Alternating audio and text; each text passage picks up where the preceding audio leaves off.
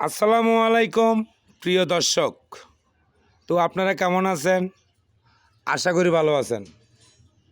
আমিও আপনাদের দোয়ায় শুভ সকালে আল্লাহ পাক অনেক ভালো রেখেছে। তো কালকে একটা ভিডিও দিচ্ছিলাম আপনাদেরকে, আমার টাঙ্কির নিচের জালি। তো ভাইজান রাত্রে ওভারটাইম করে আমি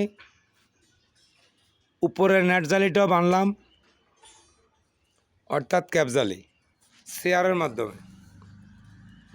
তো এখন আমার ইঞ্জিনিয়ার যে একটা ব্যাটারের রড দিছে, ওই রডটা আসলে এখন কিন্তু কোনো ইঞ্জিনিয়ার দেয় না। আমি ৬৬ জেলার ইঞ্জিনিয়ার ভাইদেরকে বলছি, আমার ভিডিওটা হয়তো আপনাদের সামনে যাবে। তো আমার গুরুজনেরা একটু দেখবেন, ব্যাটারের রড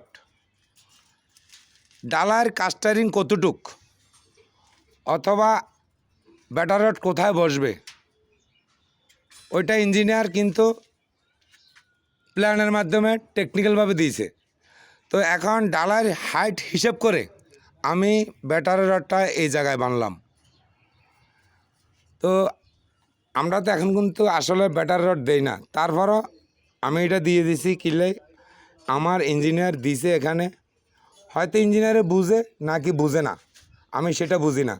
আমি পুরো অনলাইনের মাধ্যমে অল বিশ্বের ভিতরে আমার এই ভিডিওটা দিয়ে দিলাম।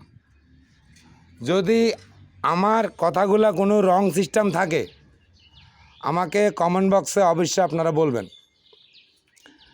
আর রিজার্ভ ট্যাঙ্কের ফ্লোরের ডালাই ৬ থেকে ৭, উপরে ৮।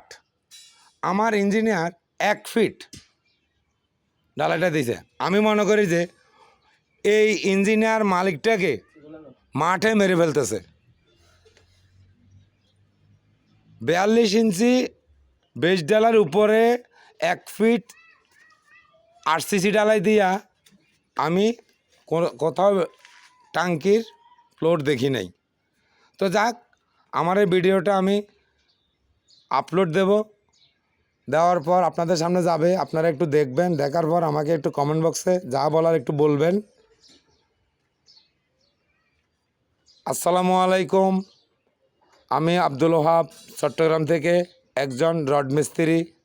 তো ভাই আপনারা ভালো থাকবেন, সুস্থ থাকবেন, এটাই আপনাদের জন্য কামনা করছি আল্লাহ পাকের কাছে। আসসালামু আলাইকুম।